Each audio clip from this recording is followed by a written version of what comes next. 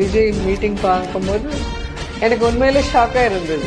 ஏன்னா நாங்கள் கவர்மெண்ட்ல இருந்து சிஎம்மாக இருந்து ஒரு டிஸ்ட்ரிக்ட்ல ஒரு மீட்டிங் வைக்கணும்னா எவ்வளோ பேர் ஒர்க் பண்ணணும்னு எங்களுக்கு தெரியும். இருக்கிற மினிஸ்டர்ஸ்லேருந்து, எம்எல்ஏலேருந்து, எம்பிலேருந்து, கலெக்டர்ஸ்லேருந்து, எஸ்பிலேருந்து இவ்வளோ பேர் ஒர்க் பண்ணி ஆர்கனைஸ் பண்ணணும். இது ஆர்கனைஸ் பண்ணுறதுக்கு எம்எல்ஏ இல்லை, எம்பி இல்லை, கலெக்டர்ஸ்ல யாரும் இல்லை. எப்படி பண்ணாங்க, எப்படி வந்திருக்குன்னு எனக்கு புரியல. இது வரைக்கும் ஷாக்கிங்காக இருக்கு. ஸோ அவருக்காக இவ்வளோ பேர் யார் ஒர்க் பண்ணாங்களோ தெரியல. யாருக்குமே ஐடென்டிஃபிகேஷன் இல்லை. இவர் பண்ணார் தெரியல. ஸோ அவங்களா க்ரௌட் வர மாதிரி நம்ம பார்த்துருக்கோம். ஸோ அவ்வளோ பேர் அவங்க மேலே நம்பிக்கையில் வந்துருக்கு. கண்டிப்பாக அவங்க தமிழ்நாடு ஃபுல்லாக பாத யாத்திரை பண்ணி இடத்துல என்ன ஜனங்க உங்ககிட்ட எதிர்பார்க்குறாங்கன்ட்டு விஜய் சார் தெரிஞ்சுக்கிட்டு அது என்ன செய்ய போகிறாங்கன்னு ஒரு மேனிஃபெஸ்டோ இருக்கும் இல்லையா எலெக்ஷன் முன்னாடி, அது கொடுக்கும்போது தான் ஜனங்களுக்கு